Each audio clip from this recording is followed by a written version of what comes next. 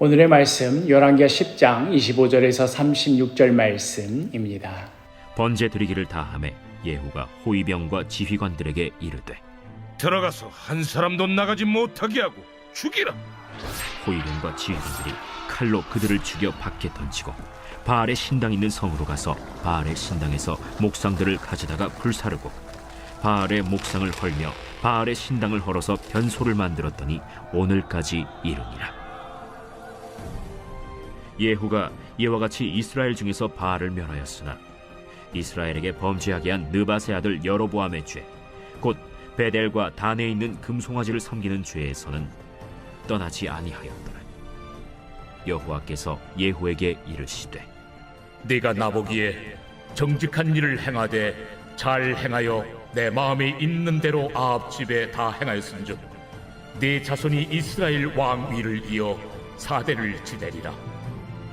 그러나 예후가 전심으로 이스라엘 하나님 여호와의 율법을 지켜 행하지 아니하며 여로보암이 이스라엘에게 범하게 한 그 죄에서 떠나지 아니하였더라. 이때 여호와께서 이스라엘에서 땅을 잘라내기 시작하시매 하사엘이 이스라엘의 모든 영토에서 공격하되 요단 동쪽 길르앗 온 땅 곧 갓 사람과 르우벤 사람과 므낫세 사람의 땅 아르논 골짜기에 있는 아로엘에서부터 길르앗과 바산까지 하였더라. 예후의 남은 사적과 행한 모든 일과 업적은 이스라엘 왕 역대 지략에 기록되지 아니하였느냐. 예후가 그의 조상들과 함께 잠에 사마리아에 장사되고 그의 아들 여호아하스가 그를 대신하여 왕이 되니라. 예후가 사마리아에서 이스라엘을 다스린 횟수는 28해이더라. 오늘의 말씀을 끝으로 예후의 과감한 개혁 이야기가 끝이 납니다. 어제 묵상하였던 말씀과 같이 자신은 선왕보다도 더 열심으로 바알을 섬기겠다 하고는 바알의 모든 선지자들, 제사장들을 빠짐없이 바알 산당으로 나오라고 속입니다. 그리하여 사회 곳곳에 숨어들어 있던 모든 바알 잔당 세력까지도 표면으로 드러내어서 한 번에 휩쓸어 버립니다. 오늘 본문 28절에 예후가 이와 같이 이스라엘 중에서 바알을 멸하였으나 그리하여 하나님께서 호렙산에서 기진맥진해 있던 그 엘리야에게 주셨던 사명, 그 세 가지, 엘리사를 후계자로 세울 것, 또 하사엘을 아람의 왕으로 세울 것, 그리고 예후를 새로운 북이스라엘의 왕으로 세워서 아합 집안을 진멸할 것, 이 모든 것들이 결국 오늘 본문까지 해서 완성이 됩니다. 예후의 그 열심과 과격함이 어느 정도였던지 아합의 아들 여호람을 죽이는 것으로도 모자라서 그의 어머니 이세벨까지 죽이고 또 아합 집안과 친족 관계에 있던 남유다 왕 아하시아마저 죽이고 그의 형제들까지도 모조리 몰살시켜 버립니다. 따지고 보면 북이스라엘이든 남유다든 곳곳에 암세포처럼 퍼져 있던 아합의 잔재를 청산하고자 했던 것인데 그 일을 하다 보니 결과적으로 북이스라엘과 남유다의 모든 왕들과 그 친인척까지도 다 제거해 버리는 그런 셈이 되고 말았습니다.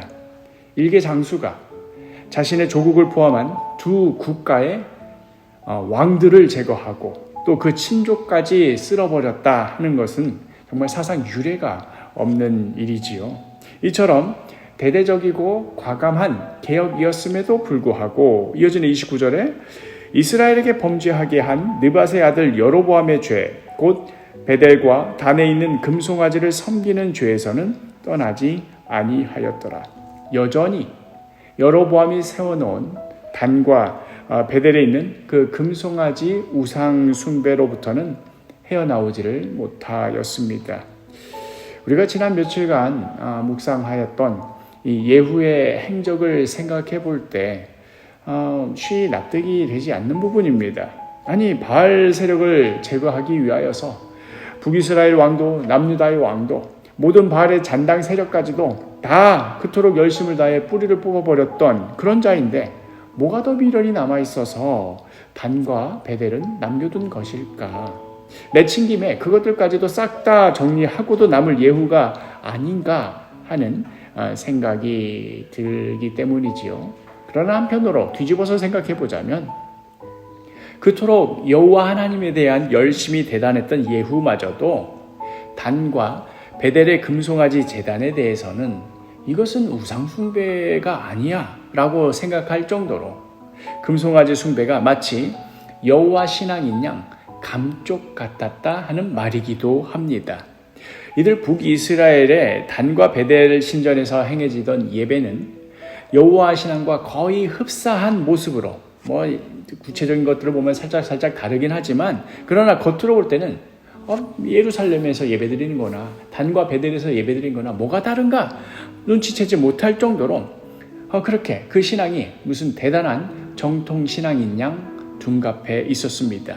그러니 그토록 열심을 가지고 있던 예후마저도 그 한계를 넘지 못하였던 것이지요.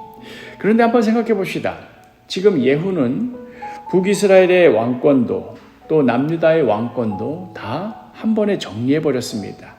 그리고 우리가 또 내일 이어지는 본문에서 보게 되겠지만 남유다의 아시아 왕이 죽게 되자 그의 어머니이자 또 이세벨의 딸이었던 아달랴가 남유다의 모든 왕족들을 다 죽여버려서는 그리고는 자기 자신이 그 왕좌에 앉아버리는 일이 벌어집니다. 그렇다면 지금 이런 상황이라면 예후가 충분히 열심도 있겠다. 또 그 군사력이 대단해서 북이스라엘도 남유다 왕들도 자기가 다 제거해버렸겠다. 거기다 대고 남유다의 이 아달랴가 남유다의 그 모든 적법한 왕손들을 다 죽였으니 예후 입장에서는 어디 감히 아합의 딸이 남유다의 왕좌에 앉아있는가? 내가 친히 군대를 이끌고 가서 이 문제도 확실히 정리하겠다 하고 남유다까지도 내친김에 침공하여서 결과적으로는 북이스라엘과 남유다를 다시 통일시키는 그런 위협까지도 달성할 수 있지 않았겠습니까?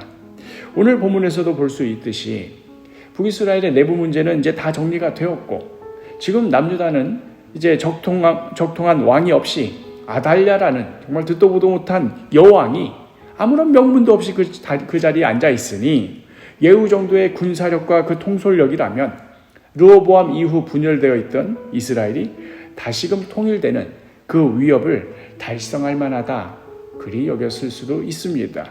그러나 동시에 또 다른 지점에서 생각해 보자면 만일 그렇게 되었다고 한다면 북이스라엘에 의한 통일, 다른 말로 하자면 단과 베델 신학에 의한 통일이 이루어지게 되고 그렇게 되면 예루살렘의 신학, 즉 다윗 자손을 통한 하나님의 구원 섭리에 대한 그 신앙은 온데간데 없이 지워져 버릴, 덮여 쓰여져 버릴 그런 위기를 초래하기도 하였을 것입니다.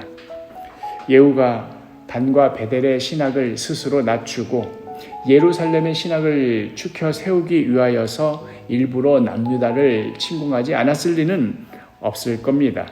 예후도 예후 나름대로 어찌할 수 없는 그 사정이 있었으니 오늘 본문 32절을 보면 이때에 여호와께서 이스라엘에서 땅을 잘라내기 시작하심에 하사엘이 이스라엘의 모든 영토에서 공격하되 예후가 북이스라엘 내부의 문제를 정리하자마자 그리고 나서 이제 남유다에 신경을 쓸 법도 하지만 그렇게 하기도 전에 북쪽에 아람이 쳐들어와서 계속해서 예후가 수세에 몰리고 있었던 것입니다. 엘리사가 네가 아람의 새로운 왕이 될 것이다. 그러나 네가 성에 불을 지를 것이고 장정을 칼로 죽이고 아이벤 부녀를 가릴 것이다 하면서 그 앞에서 눈물을 왈칵 쏟게 하였던 그 자가 바로 하사엘입니다. 그 하사엘이 지금 예후의 그 북이스라엘을 침공하고 있는 것이지요. 그 옛날 하나님께서 엘리야에게 사명을 주시면서 지금 문제는 아합 왕이 지금 북이스라엘을 더럽히고 있는 이 문제인데 이게 핵심인데 왜 그 문제 외에 아람 왕을 세우는 문제까지 말씀하셨나 하는 것이 좀 의아했었는데 바로 오늘 그 궁금증이 풀리게 되는 것이지요. 바로 하나님께서 세우신 그 아람 왕 하사엘 때문에 결과적으로는 예후는 남유다를 침공할 여력도 갖지 못하고 그리하여 남유다는 비록 아달랴 여왕의 그 폭정 아래 신음하고 있을지언정 다윗 자손을 통하여 하나님의 구원의 섭리를 이루시겠다 하는 그 놀라운 약속은 계속해서 이어져 갈 수 있었던 것입니다.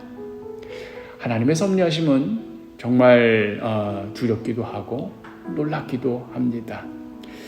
그러나 이 모든 역사는 우리를 살리시기 위한, 우리를 구원하시기 위한 하나님의 섭리입니다.